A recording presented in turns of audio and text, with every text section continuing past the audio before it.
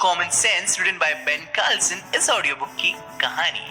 तो मुझे इससे क्या फायदा होगा? समझदार इन्वेस्टर बने। सिर्फ परियों की किस्से कहानियों में ही किसी आदमी को गड़ा हुआ खजाना मिलता है और वो सबसे अमीर आदमी बनकर उसके बाद के जीवन को खुशी से बताता है। रियल लाइफ में मेहनत और इन्वेस्टमेंट के सही चुनाव किए बिना कोई भी अमीर नहीं बन सकता। अगर आप इंटरनेट पर इन्वेस्टमेंट एडवाइस ढूंढने जाएंगे तो आपको ऐसे कई एक्सपर्ट्स मिलेंगे जो रियल लाइफ में रहते हुए भी परियों की कहानी में जी रहे हैं। वो खुद तो रातों रात अमीर होने का सपना देखते ही है, साथ ही दूसरों को भी उन सपनों को बेचने की कोशिश करते हैं, लेकिन उनकी इन्वेस्टमेंट स्कीम्स का रियल लाइफ में कोई काम नहीं है। फिर भी अगर आप चाहे तो एक सक्सेसफुल इन्वेस्टर बन सकते हैं और इसके लिए आपको फाइनेंस स्ट्रीम में पढ़ाई करने की कोई जरूरत नहीं है। यहाँ आप जानेंगे कि कैसे आप अपने कॉमन सेंस का उपयोग करके एक समझदार इन्वेस्टर बन सकते हैं और अपने लिए एक ऐसे पर्सनल पोर्टफोलियो को बना सकते हैं जो आपको आपके एम तक पहुंचने में मदद करे और जो आपके टेम्परामेंट और आपकी सिचुएशन से मेल खाता हो। इसके अलावा आप यहाँ ये भी सीखेंगे कि बुरे समय में अपने पैसों को कैसे सेफ रखा जाए और कुछ कॉमन गलती और कुछ ऐसी गलतियों से कैसे बचा जाए जो आपको बहुत महंगी भी पड़ सकती है। आप ये भी समझ पाएंगे कि नंबर 1, क्यों येल में पड़ी इन्वेस्टमेंट स्ट्रेटजी से आपको कोई फायदा नहीं होगा। नंबर 2, अपने इन्वेस्टमेंट अकाउंट को नेग्लेक्ट करने के क्या फायदे हैं। एंड नंबर 3, आप मार्टी मैकफ्लाई क्यों नहीं है और आपके पोर्टफोलियो के लिए उसकी इंपॉर्टेंस क्या है। तो ये तो हुआ भैया इंट्रोडक्शन। अब चलते हैं अगले कदम की ओर। चैप्टर 1, सभी इन्वेस्टर्स एक जैसे नहीं होते हैं। क्या आपको कभी किसी बड़ी और फाइनेंशियली साउंड कंपनी की इन्वेस्टमेंट स्ट्रेटजी को अपनाने का आइडिया आया है? उनकी स्ट्रेटजी रिस्की और कॉम्प्लिकेटेड होने के बावजूद भी उनके लिए अच्छे रिजल्ट्स लाती है, तो आपके लिए क्यों नहीं लाएगी? इंस्टीट्यूशनल इन्वेस्टर्स को इंडिविजुअल इन्वेस्टर्स के कंपैरिजन में बहुत अलग तरह की कंडीशंस को फेस करना पड़ता है।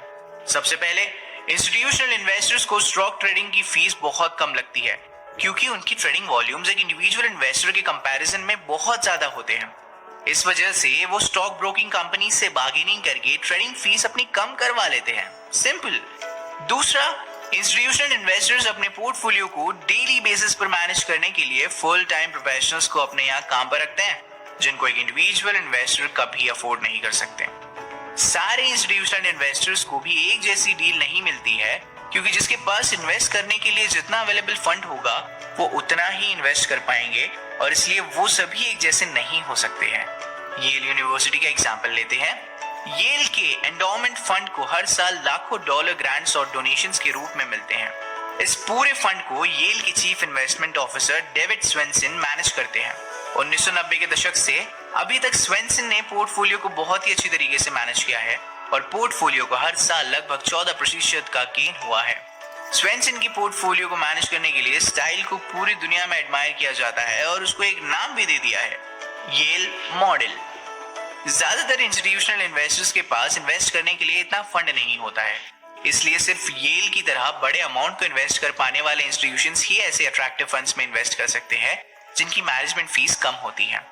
येल न सिर्फ एक बड़ा इन्वेस्टर है बल्कि एक नॉन प्रॉफिट मेकिंग ऑर्गेनाइजेशन भी है। दूसरे इन्वेस्टर्स के मुकाबले नॉन प्रॉफिट ऑर्गेनाइजेशंस को ज्यादा एडवांटेज मिलता है।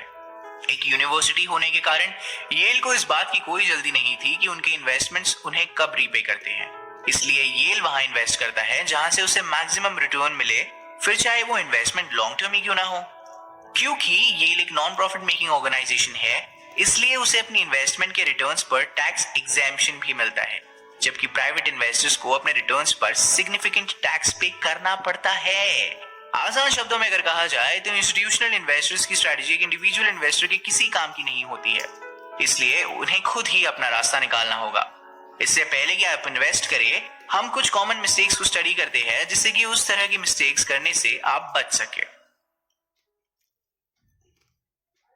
चैप्टर 2, इन्वेस्टमेंट जर्नी शुरू करने से पहले आपको ये समझना होगा कि आपको क्या नहीं करना है, what to do and what not to do. ज्यादातर बुक्स आपको ये समझाती है कि आपको क्या करना चाहिए, लेकिन ऐसी बहुत सी कम बुक्स है जो आपको ये एक्चुअली बतलाती है कि क्या ना करे। इन्वेस्टमेंट करने में सिली मिस्टेक्स और बैड हैबिट्स को अवॉइड करने से काफी फायदा हो सकता है। फाइनेंशियल एडवाइजर निक मरी के अनुसार जो इन्वेस्टर्स अपनी कॉमन मिस्टेक्स को सुधार लेते हैं वो अपने ईयरली रिटर्न्स को 3 से 4% तक बढ़ा सकते हैं। अगर आप ये सोचते हैं कि आप बहुत जल्दी अमीर बन जाएंगे तो ये आपकी सबसे पहली और सबसे बड़ी भूल है और इन्वेस्ट करने से पहले ही आपको इस बात को अपने दिमाग से निकाल देना चाहिए।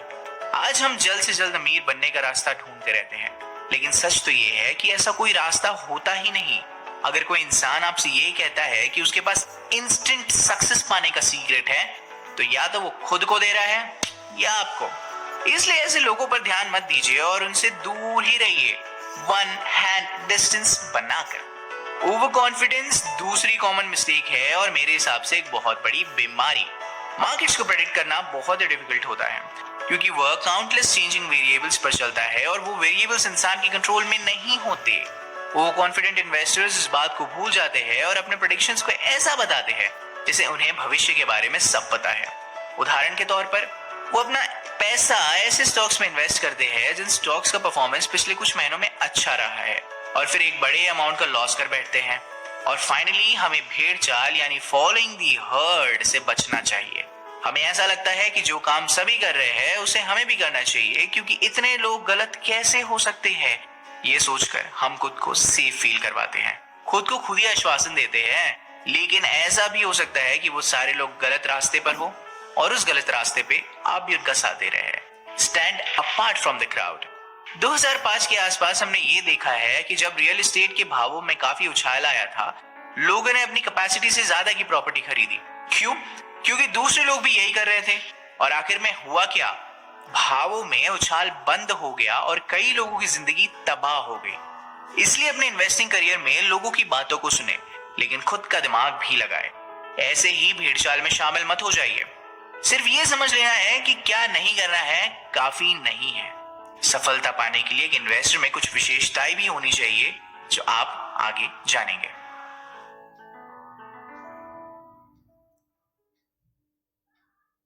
चैप्टर 3। सफल इन्वेस्टर्स को इमोशनली जागरूक यानी कॉन्शियस रहना चाहिए, खुद को शांत रखना चाहिए और हमेशा सावधान रहना चाहिए। आप अपने आप को इंटेलिजेंट मानते होंगे, लेकिन सफलता पाने के लिए ये क्या काफी है? हो सकता है, लेकिन सिर्फ हाई इंटेलिजेंट क्वेश्चन होने से ही आपको सफलता मिल जाए ये जरूरी नहीं है, बल्कि इमोशनल इंटेलिजेंस वो है जो आपको सफलता दिला सकती है। साइकोलॉजिस्ट डैनियल गोलमैन के अनुसार अपने इमोशंस को रिकॉग्नाइज करने और उनको मैनेज करने को कहते हैं इमोशनल इंटेलिजेंस। आसान शब्दों में अगर कहे तो इमोशनल इंटेलिजेंस से हम ये जान सकते हैं कि हमारी इमोशंस का हमारे एक्शंस और हमारे आसपास के लोगों पर क्या असर होता है।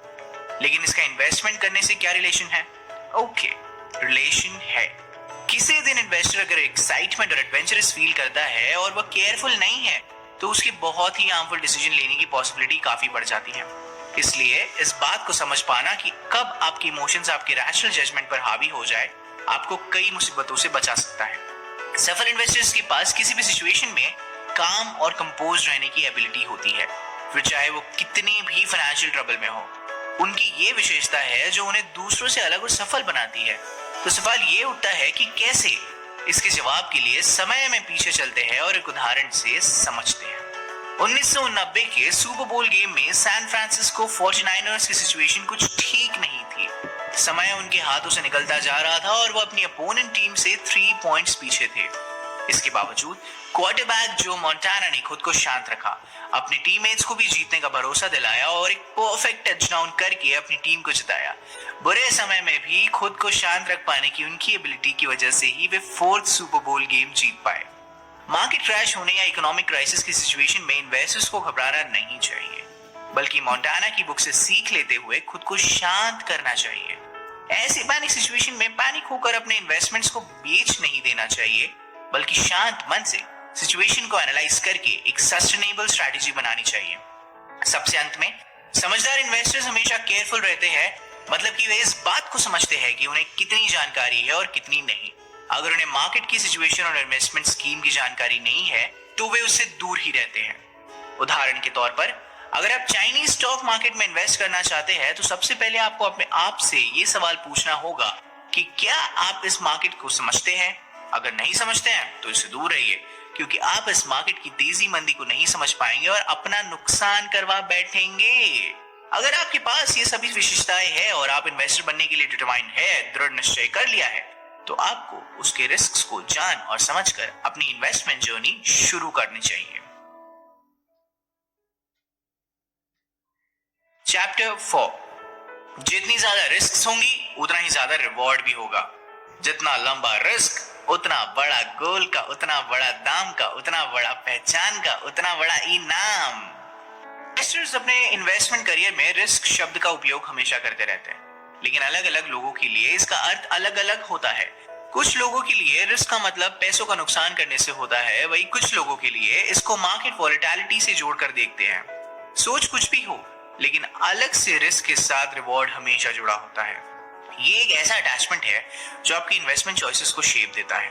ये कहना गलत नहीं होगा कि जितनी ज्यादा रिस्क उतना ही ज्यादा रिवॉर्ड भी मिलता है। दूसरे शब्दों में अगर कहा जाए तो अगर आप सेफ गेम खेलते हैं तो आपको ज्यादा रिवॉर्ड की उम्मीद भी नहीं करनी चाहिए, और अगर आप बड़े हाथ मारते हैं और बड़े रिवॉर्ड्स ढूंढ रहे हैं तो आपको आसान रास्ते की कल्पना भी नहीं करनी चाहिए, क्योंकि ये समझना चाहिए कि कुछ भी फ्री नहीं आता है इस दुनिया में मेरे दोस्त। ऐसा सभी तरीके के इन्वेस्टमेंट्स में होता है।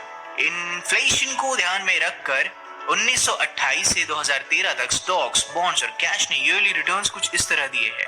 स्टॉक्स ने 6.5%, बॉन्ड्स ने 1.9% और कैश ने 0.05%, मतलब आधा प्रतिशत। इससे ये पता चलता है कि स्टॉक्स में इन्वेस्टमेंट करने से सबसे ज्यादा रिटर्न मिलता है, लेकिन कभी कभी इसमें सबसे बड़ा नुकसान होने के भी चांसेस होते हैं। स्टॉक्स इतने इनकंसिस्टेंट क्यों होते हैं? स्टॉक्स की वैल्यू भविष्य में मिलने वाले डिविडेंड और उनकी अर्निंग्स पर बेस्ड होती है, लेकिन उनकी वैल्यू फाइनेंशियल मार्केट और उन लोगों पर डिपेंड होती है जो बिजनेस को चलाते हैं। इस तरीके से स्टॉक्स में इन्वेस्टमेंट करना बहुत रिस्की होता है। स्टॉक्स के साथ कंपेयर किया जाए तो बॉन्ड्स में रिटर्न उससे 3 गुना कम होते हैं, लेकिन साथ ही उनमें रिस्क भी कम होते हैं ना। इनमें इन्वेस्टर्स को फिक्स रिटर्न मिलता है, लेकिन लंबे समय में, इसलिए इनमें स्टॉक्स की तुलना में कम रिस्क होती है। कैश इन्वेस्टमेंट सबसे ज्यादा सेफ होते हैं, लेकिन इनमें फिक्स्ड एनुअल रिटर्न मिलता है और कोई नुकसान नहीं होता है। इनमें सेफ्टी तो मिलती है, लेकिन इन्फ्लेशन को कंसीडर करने के बाद सिर्फ 0.5% का एनुअल रिटर्न मिलता है। इन्वेस्टमेंट को डबल होने में इसमें लगभग 150 साल लग जाते हैं। अब जब आप तीनों तरीके के इन्वेस्टमेंट सेक्टर से होने वाले फायदे और नुकसान को समझ चुके हैं, आप अपनी शुरुआत कर सकते हैं। अगले भाग में आप ये सीख पाएंगे कि अपना इन्वेस्टमेंट रोड मैप कैसे तैयार किया जाए। चैप्टर 5, अपनी पर्सनालिटी को ध्यान में रखकर अपना इन्वेस्टमेंट प्लान बनाएं। क्या आपने कभी पर्सनालिटी क्विज खेली है?